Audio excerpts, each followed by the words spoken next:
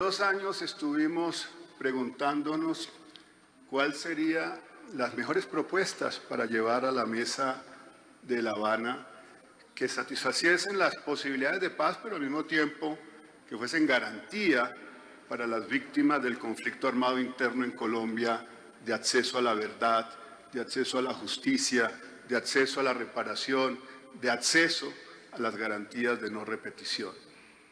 Y estudiamos todos los conflictos en el mundo y estudiamos cómo se habían resuelto esos conflictos.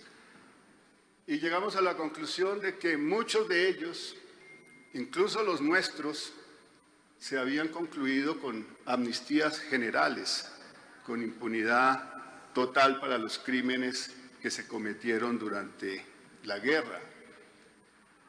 Y dijimos, la realidad del derecho penal internacional de hoy no permite ese mismo tipo de amnistías. Se ha creado la Corte Penal Internacional en vigencia para el Estado colombiano desde el 1 de noviembre del año 2002. Y por lo tanto, frente a esa nueva realidad de la evolución del derecho internacional, de los derechos humanos y del derecho penal internacional, teníamos que encontrar una fórmula que permitiese garantizar seguridad jurídica a todos aquellos que se desmovilizaran, que confiaran en el Estado de que, producto del acuerdo de paz, podrían participar dentro de los escenarios de la democracia, de la lucha política sin armas y que pudiese ser posible avanzar hacia la consolidación de la paz. Bueno, desde el colectivo de abogados José Alvear Restrepo ya habíamos propuesto un tribunal especial para la paz. Y un tribunal especial para la paz al que pudieran someterse todos los actores del conflicto armado interno, tanto los armados como los no armados, los que han patrocinado la guerra, los que han pagado por crímenes de lesa humanidad, los empresarios, los políticos que han ordenado asesinatos de naturaleza política. Queríamos también que no solamente los que habían sido combatientes, insurgentes, sino que también aquellos actores armados dentro del Estado, de los organismos de inteligencia, de toda la fuerza pública, que hubiesen cometido gravísimos crímenes, también pudiesen beneficiarse de un sistema de paz.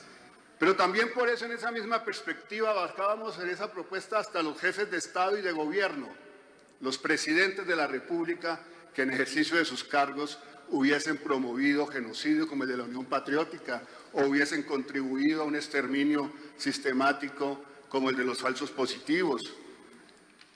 Y llevamos la propuesta, recuerdo tuvimos muchísimas discusiones, por supuesto, en La Habana, tanto con el gobierno como con la delegación de las FARC. Y me acuerdo de la frase de Iván Márquez, cuando estábamos exponiendo esta idea, él dijo, nosotros no queremos maleza jurídica en el acuerdo de paz, una maleza que pudiera interponerse con los fines de lograr justamente un acuerdo final, en la perspectiva de que no salieran de confiar en el Estado y dejaran las armas para irse a la cárcel, ¿no? Pero esa no era nuestra propuesta, esa no era nuestra propuesta. ¿Y el gobierno qué quería? El gobierno quería someter a los excombatientes a una sala especial de la Corte Suprema de Justicia como si los hubiese vencido en la guerra, como si no se tratara de una negociación. Entonces les propusimos el Tribunal Especial de Justicia para la Paz. Bueno, producto de todas esas deliberaciones, luego se crea la comisión especial entre el gobierno colombiano y las FARC y en menos de 3 meses elaboraron la propuesta de la Jurisdicción Especial para la Paz, de la Comisión de la Verdad, de la Comisión de Búsqueda de Personas Desaparecidas. Y por supuesto que allí nacieron grandes esperanzas para los más de 9 millones de víctimas registradas oficialmente del conflicto armado interno en Colombia, de que sería posible no solamente transitar hacia el silenciamiento de los fusiles, de los bombardeos, sino que sería posible avanzar hacia el reconocimiento de su dolor, hacia el reconocimiento de sus derechos. Bueno, nos encontramos incluso en la propuesta que llegó a pactarse, que llegó a firmarse en el Acuerdo de Cartagena, se contemplaba que esa Jurisdicción Especial para la Paz estuviese integrada también por magistrados o magistradas de otras nacionalidades. Pero perdimos el plebiscito, ese triste 2 de octubre del año 2016. Nadie en el planeta podía entender que hubiese un pueblo que pudiera a través de la democracia votar contra la paz. Y por supuesto que hubo millones de personas que fueron a votar engañadas, porque dijeron que los excombatientes iban a quedar con sus pensiones, porque mintieron acerca de que el gobierno le estaba entregando al país a las FARC para que gobernara a Colombia. No, entre muchas otras falsedades que se dijeron contra el proceso de paz, entre otras que el acuerdo tenía una profunda ideología de género, y se molestaron los pastores evangélicos y también católicos para decir que cómo se le reconocían derechos a la mujer. A la mujer, por favor. Vivimos en un Estado social de derecho con una Carta Política del año 91 que incorpora todos los tratados internacionales en materia de protección de los derechos humanos y son de orden constitucional y tienen que ser garantizados en el país. Pero bueno, nos encontramos entonces que se redujo esa Jurisdicción Especial para la Paz, ya no podía llevar magistrados extranjeros ni magistradas. Solo podían ser colombianos o colombianas. Y luego se redujo a que esos extranjeros entonces serían simplemente unos magistrados auxiliares, unos voceros sin voto en las deliberaciones, y eso nunca se cumplió. Está en el acuerdo, fueron seleccionados, vergonzosamente pasamos por eso. Se les hizo entrevistas a muchos de ellos, a muchas de ellas, se les seleccionó y nunca fueron nombrados. Pero luego el acuerdo trae elementos esenciales como las 16 curules que ustedes han estado mencionando a lo largo de la jornada y también el día de ayer. 16 curules que se aprobaron en este Congreso de la República, que se aprobaron legalmente. No tienen que volver a ser discutidas en la plenaria del Senado de la Cámara, ya fueron aprobadas. Solo basta un gesto simple del presidente del Senado que los saque de la gaveta y que diga, esto efectivamente fue aprobado, efectivamente la votación se alcanzó y así lo establecen distintas sentencias de la Corte Constitucional. Un gesto sencillo que sigue sin cumplirse en los llamados representantes padres de la patria en este recinto. Pero bueno, vienen luego los ataques inconcebibles a la Jurisdicción Especial para la Paz. Ya los presidentes no podrán ser juzgados en la Jurisdicción Especial para la Paz. Yo les advertía, pero son de una enorme torpeza. Si van a la Jurisdicción Especial para la Paz y tienen que rendir cuentas allí, no van a tener que pagar ni un solo día de prisión. Solamente tienen que pedirle perdón al pueblo, contribuir reparándolos con la verdad y van a tener una sanción de justicia restaurativa, no retributiva, no de que tienen que ir a la cárcel sí o sí, no, de que ayuden a restaurar esta sociedad, a sanar las heridas, no solamente de la sociedad, a sanar las heridas de la democracia. Pero lo repudiaron. Los presidentes no pueden ir, ni los expresidentes, a la Jurisdicción Especial para la Paz. Peor para ellos, peor para ellos. Entonces, ¿qué les queda? Les queda la Corte Penal Internacional, ¿no? Pero también sacaron a los civiles y siguen obsesionados en sacar a los militares, en que los militares no se beneficien pese a que ya están beneficiados, pese a que ya están beneficiados. Todos están libres, los que han cometido atrocidades, incluso los falsos positivos, los que han patrocinado masacres como el general Uzcategui, libres por cuenta de la Jurisdicción Especial para la Paz. Pero aún a pesar de que se encuentran libres, de que han sido beneficiados con una Jurisdicción para la Paz, siguen el empeño en destruirla. ¿Y por qué? ¿Por qué?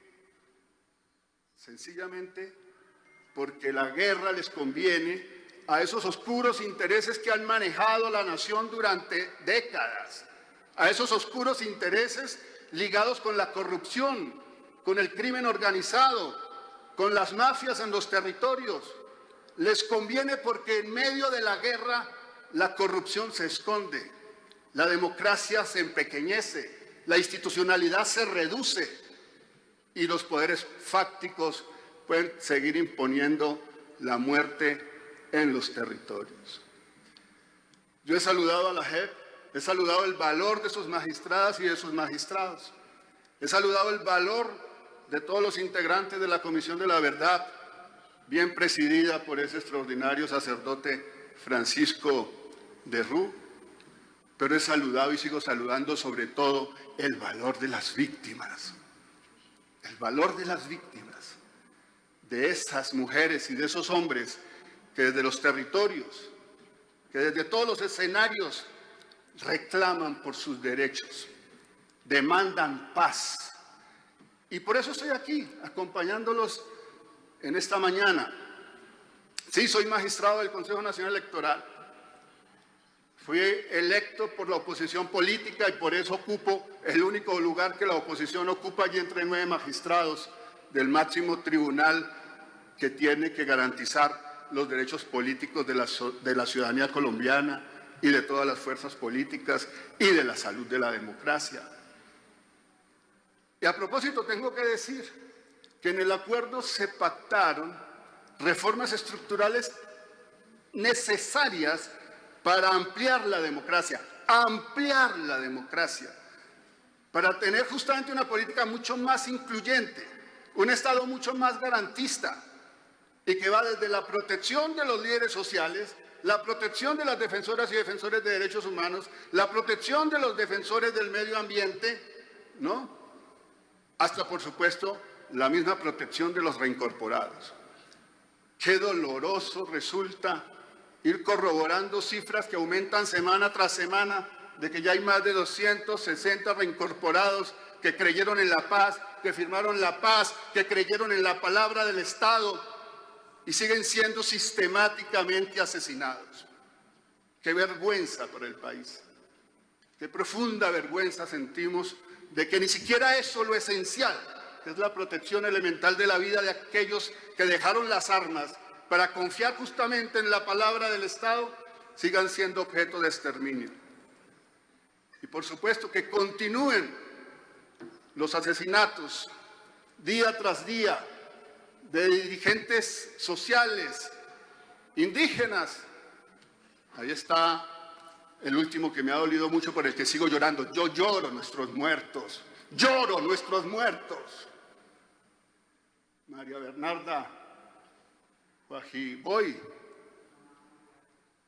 y su pequeña niña de 18, su nieta, cargada en sus brazos de 18 meses. Aquella alcaldesa indígena asesinada en el Putumayo. Y este país no se indigna. Y esta institucionalidad no se sacude. No, yo siento vergüenza de lo que sigue sucediendo en Colombia. Tengo un profundo dolor de patria porque la he aprendido a amar desde mis 15 años de exilio. Porque adoro mi país, porque adoro mis territorios, porque amo a mis indígenas, a los afros, a mis campesinos, a los estudiantes, a la gente que cree que es posible transformar esta Colombia hundida en la profundidad de la corrupción y del desastre institucional. Sí, necesitamos garantías para la vida. ¿Cómo vamos a hablar de derechos políticos si no somos capaces de garantizar la vida en los territorios de nuestros dirigentes, de nuestras mujeres lideresas? ¿Qué tipo de democracia podemos construir sobre la necropolítica, sobre ese ejercicio del poder arbitrario y criminal que sufrimos todos los días? Concluyo agradeciéndoles una vez más que me hayan invitado a este espacio, pero concluyo agradeciéndoles a cada una y a cada uno de ustedes, indígenas, afrodescendientes, campesinos, víctimas, intelectuales, jóvenes, personas correctas que también están dentro del Estado en distintas instituciones, agradeciéndoles que perseveren, que sigan perseverando sin descanso hasta que logremos la transformación profunda de nuestro país. Muchísimas gracias.